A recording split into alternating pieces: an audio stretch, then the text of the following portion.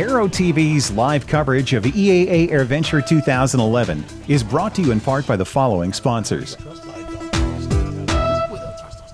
Flightline introduces the Oracle Engine Power Management System for twin-engine aircraft. Featuring independent glass panel units in horizontal or vertical form factors, Oracle provides reliable access to all your critical engine data and its STC for primary. It's the best co-pilot you'll ever have.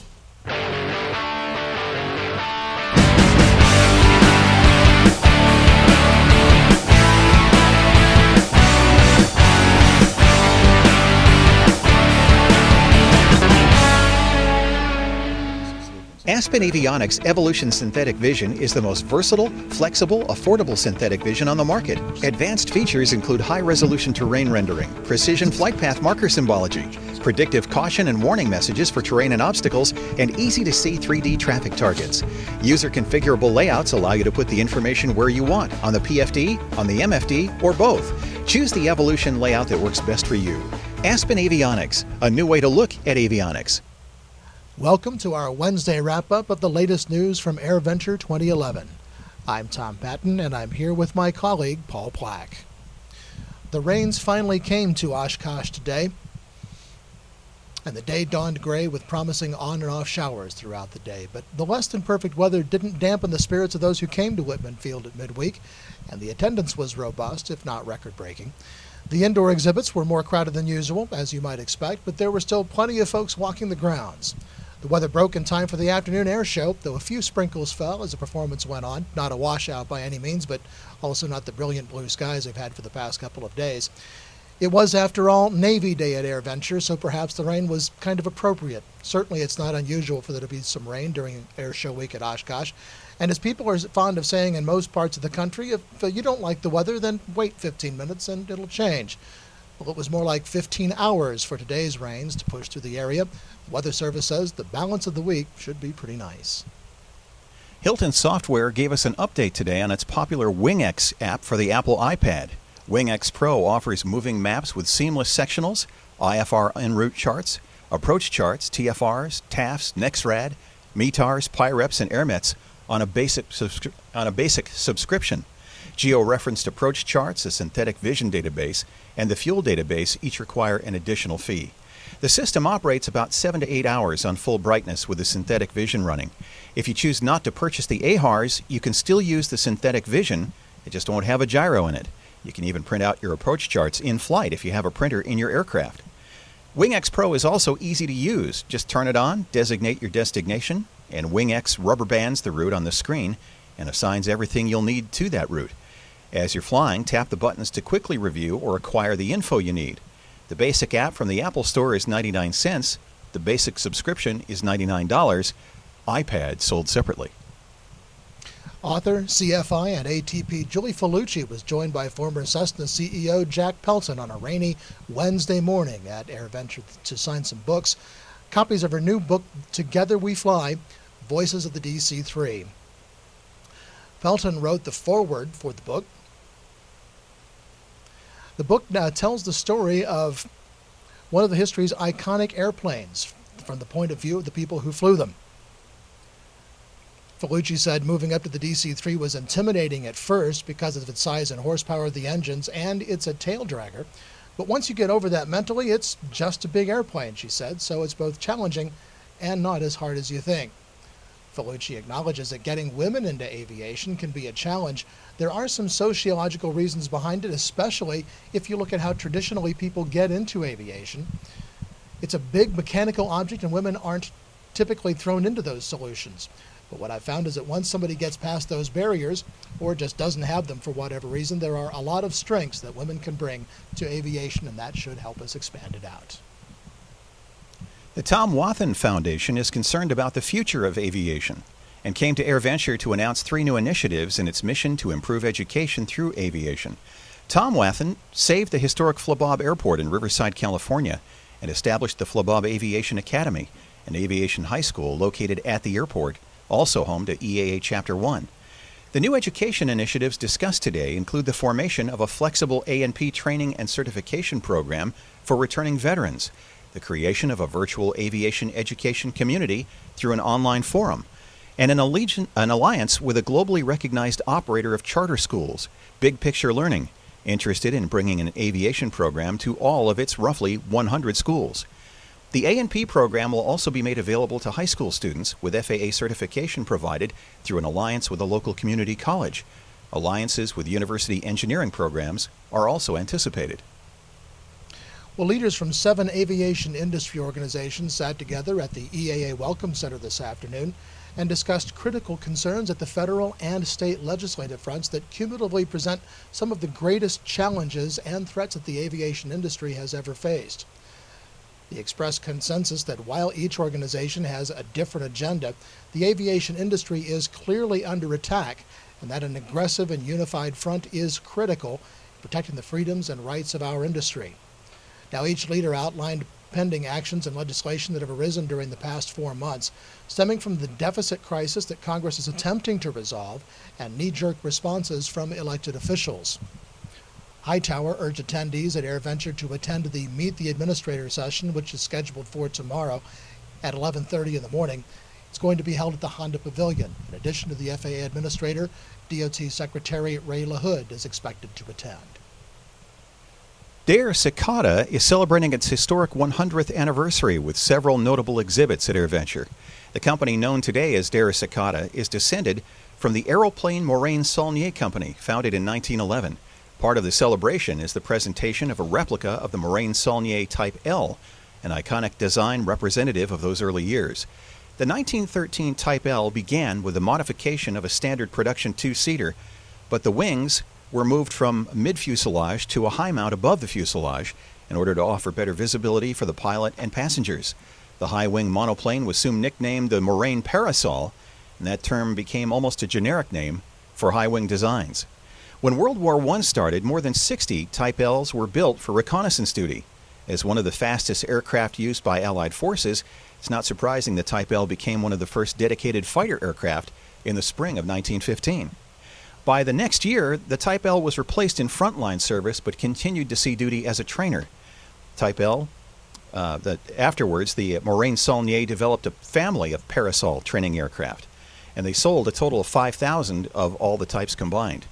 The full-scale replica on display at the Dare Cicada exhibit here at AirVenture has been built by Richard Basley from Holden, Missouri. There is a kit version available too, or plans rather, if you want to build one of your own, and you can find those through Airdrome Aeroplanes. And those are just some of the stories making news at AirVenture 2011 this Wednesday, July 27th.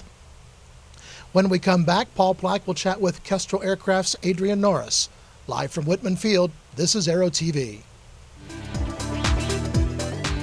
Aero-TV's live coverage of EAA AirVenture 2011 is brought to you in part by ASPEN Avionics, a new way to look at avionics, and by AppConnect. Every record, one location.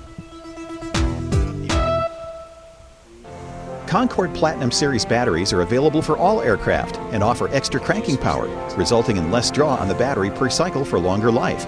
Visit booth 2053 at Oshkosh. Concorde, for the heart of your aircraft. The DFC-90 all-digital attitude-based autopilot delivers significant performance and safety improvements over previous generation systems. Its innovative flight envelope protection guards against autopilot-induced stalls, and the straight and level mode provides one-button recovery from unusual attitudes for an added measure of safety. Immensely popular within the Cirrus community, the DFC-90 is now being made available for a growing list of aircraft including Piper Matrix and Mirage, Cessna 182s, and Beech Bonanzas and Barons.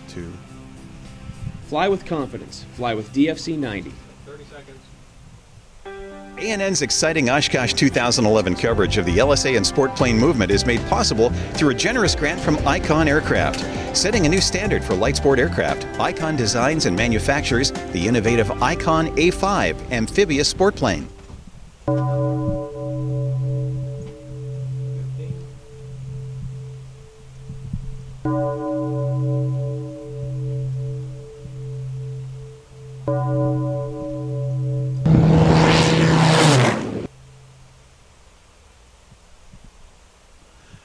Welcome back.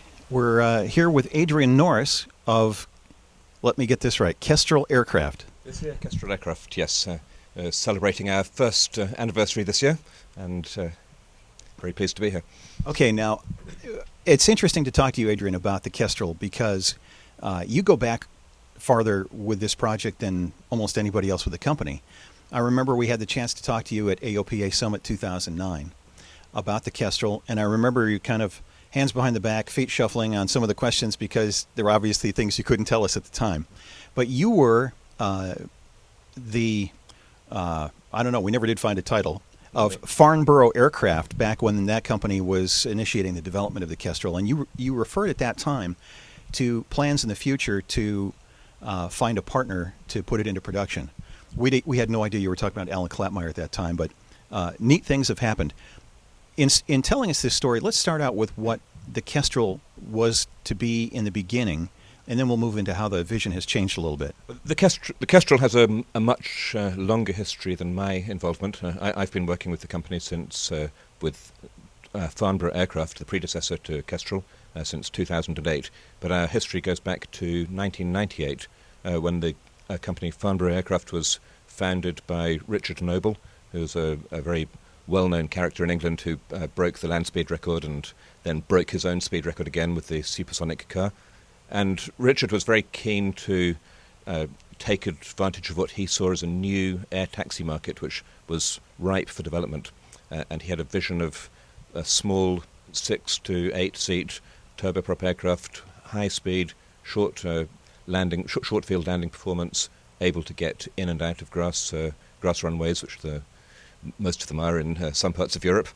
And because of his notoriety through the land speed records, he was able to pull together a team of incredibly gifted engineers and aerodynamicists to work on the design of an aircraft which became the Farnborough F1. And as with a lot of aviation projects, there were ups and downs in the funding process, and new owners came on board and eventually developed the prototype aircraft which we're still flying today, proof of concept aircraft, which is the Farnborough Kestrel. That was built in Oregon when Farnborough had a brief venture with Epic Aircraft, as we discussed at Sun and Fun at AOPA, and we flew. That venture ended in 2005, and we flew our prototype for the first time in 2006. From 2006 until our discussions in 2009 was really a process of trying to find investors and trying to find partners who could make the project credible. We were confident that we had an aircraft which had incredible potential. It performed exactly as we hoped it would perform, but we were very conscious of the fact that as a very small British company with no infrastructure and with no leadership with significant experience in the industry, it was going to be a struggle to get into production. So really in the weeks before and after our meeting in Tampa, we'd just begun to have discussions with Alan Klapmeyer and his partners, and the timing was perfect from our point of view. Alan was looking for his next venture, and we were still looking for the team that could help us to take the Kestrel prototype into a completion and production. And we got on very well. I think we're able to impress Alan and his partners that there was a real depth of engineering work which had been done over many, many years, all of it with the intention of building a certified airplane. And we were very quickly able to agree a partnership, and last year, just the day before Oshkosh, announced the formation of Kestrel Aircraft. You made brief reference to Epic Aircraft in your your collaboration with them for a while. Some have looked at the Epic models that were sold into the experimental market, and the talk about those aircraft was always that they were headed for certification one day. I talked to a number of knowledgeable people who said that the Kestrel had a much better chance of reaching certification. What are the differences in construction of a composite aircraft that's made from a few big pieces that would make the Kestrel a better candidate? I'll own up immediately that I'm not the certification expert or the technical expert, but really we see the certification process as being a long process of proving each component of the aircraft, the manufacturer, and then our production process, and demonstrating our adherence to the Part 23 standards.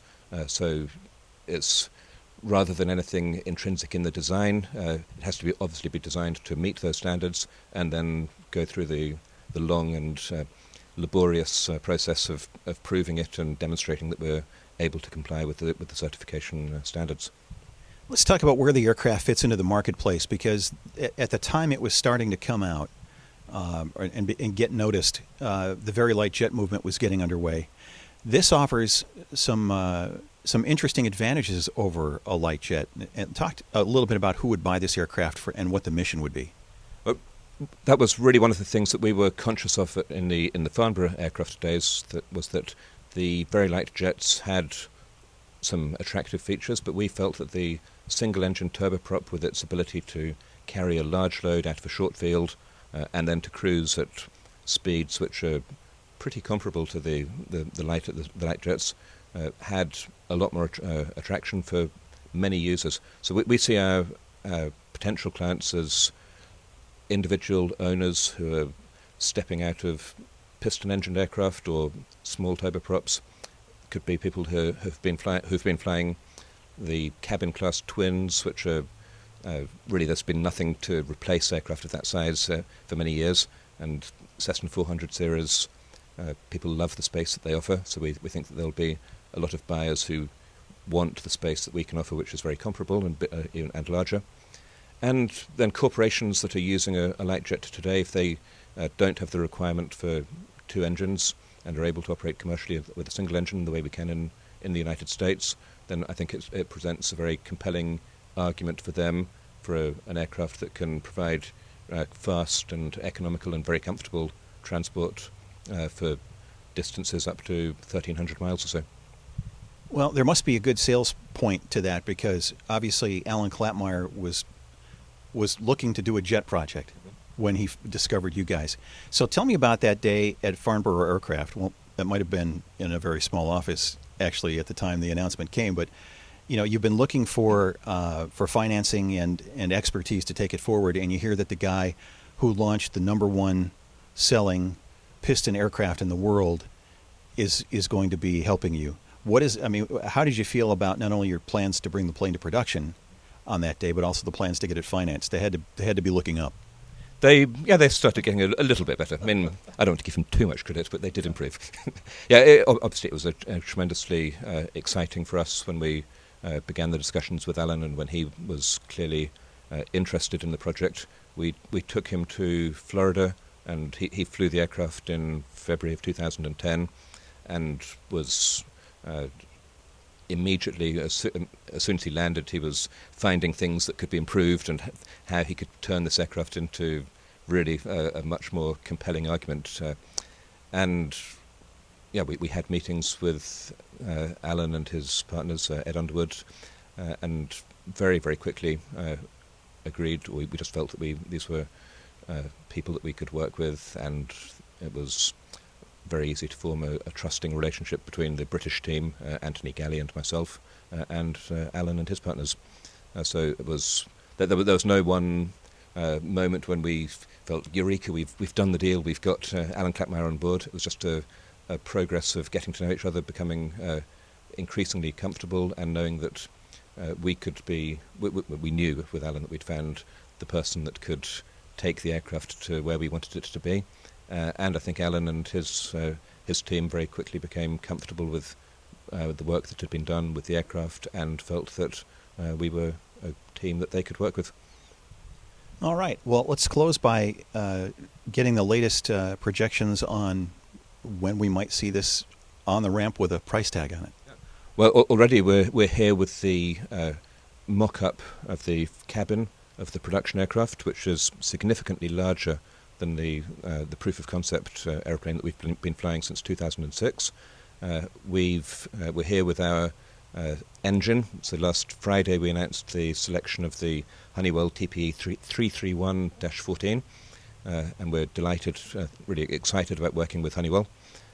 And We're going to, we're still in the early days of the certification program, and we haven't got a firm date when we're going to be delivering aircraft.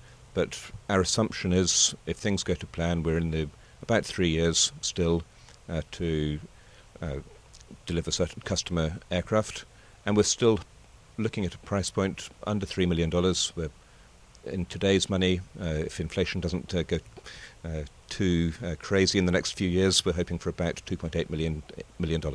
But we'll be firming that up and announcing clearer or more definitive specifications, both for performance and for price, as we move forwards within the next few months, we hope.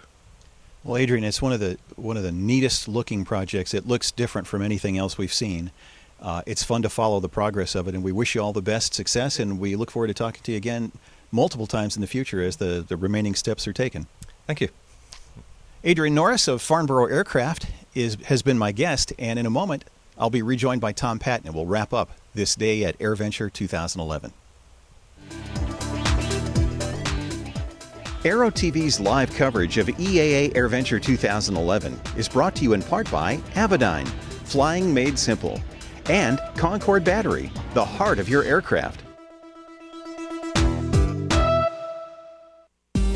Visit 4flight.com today to learn about 4Flight Mobile version 4. From the new instrument plates organizer to the intelligent navlog, having 4Flight Mobile 4 in your flight bag will transform the way you plan and fly every flight.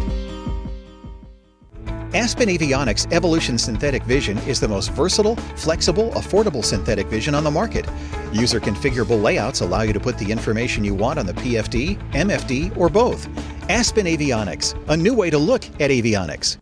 Redbird Flight Simulations is dedicated to revolutionizing flight training by designing, manufacturing, and delivering affordable and innovative flight training technologies. Each Redbird device is designed to enhance the training experience for pilots of all levels, from student to ATP. Redbird is quickly becoming the industry standard for flight training. Since Redbird introduced its revolutionary FMX in 2007, colleges, universities, and flight training operations around the world have integrated Redbird products into their curriculum. It's time to discover what Redbird can do for you. Join the migration.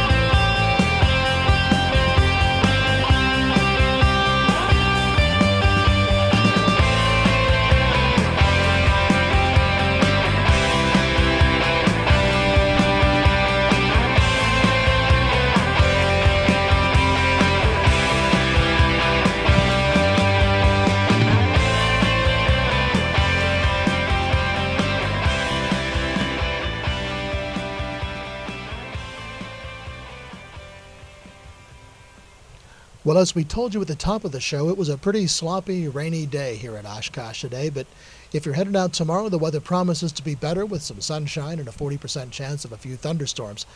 If you've got plans to be here for the weekend, things right now are looking pretty good. Some of the events on the schedule for tomorrow include the annual Meet the Administrator session at the Honda Pavilion at 11:30. There's a presentation about the Sikorsky X2 technology demonstrator at 1 o'clock in Pavilion 5, and the much-anticipated tribute to Burt Rutan is at 8 o'clock tomorrow in the evening at the Theater in the Woods. Paul? Well, finally today, those of you who knew that Bob Hoover was scheduled to be on the media schedule for yesterday at AirVenture may have known he didn't make it and may have been concerned about it. We want to reassure you, and you'll be happy to know that he did make his appearance today, and at 89 years old has proven once again that he's capable of holding a room spellbound. So he's looking well. We just wanted to pass that information on to those of you who were concerned and let you know that we will have some spellbinding video of that session available in the coming days on Aero-TV. We'll wrap it up, and that'll do it for today. Join us again tomorrow at 7 p.m. Central Time, live for a wrap-up of the day's news from AirVenture 2011. And watch for these sessions to come back around, these wrap-ups to come back around on on-demand video through aero-news.net. With Tom Patton, I'm Paul Plack. Thanks for watching. Have a clear and unlimited day.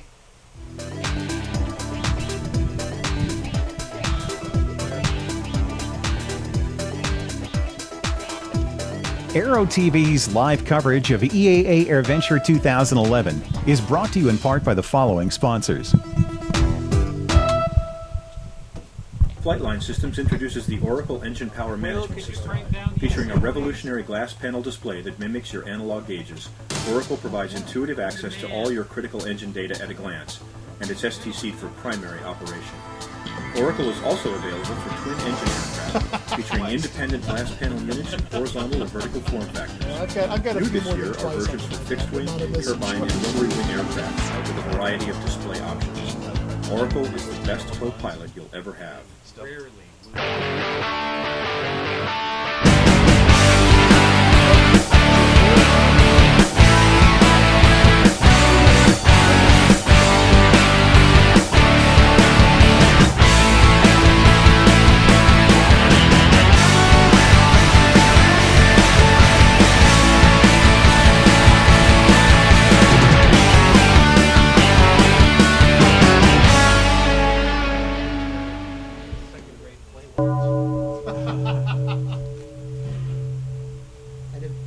That's unfortunate because it was scheduled for 7 So we know the reviews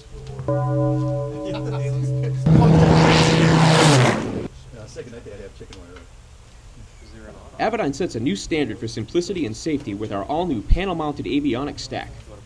The IFD 540 GPS Navcom features our award-winning FMS with an intuitive touchscreen user interface.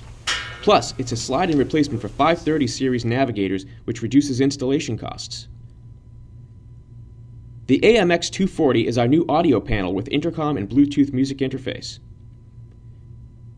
And our AXP 340 Mode S transponder with ADS-B out is a slide-in replacement for existing KT76A transponders. Add in our innovative DFC 90 series autopilot with flight envelope protection, and you've got the most capable and easy-to-use avionics stack any pilot could ever need. Now you have a choice in the ANN's exciting Oshkosh 2011 coverage of the LSA and sport plane movement is made possible through a generous grant from Icon Aircraft. Setting a new standard for light sport aircraft, Icon designs and manufactures the innovative Icon A5 amphibious sport plane. ASPEN Avionics Evolution Synthetic Vision is the most versatile, flexible, affordable synthetic vision on the market. User configurable layouts allow you to put the information you want on the PFD, MFD, or both. ASPEN Avionics, a new way to look at avionics. Visit 4flight.com today to learn about 4Flight Mobile version 4. From the new instrument plates organizer to the intelligent navlog, having 4Flight Mobile 4 in your flight bag will transform the way you plan and fly every flight. Redbird is quickly becoming the industry standard for flight training. Since Redbird introduced its revolutionary FMX in 2007, colleges, universities, and flight training operations around the world have integrated Redbird products into their curriculum. It's time to discover what Redbird can do for you. Join the migration. Concorde Platinum Series batteries are available for all aircraft and offer extra cranking power, resulting in less draw on the battery per cycle for longer life. Visit booth 2053 at Oshkosh. Concorde, for the heart of your aircraft.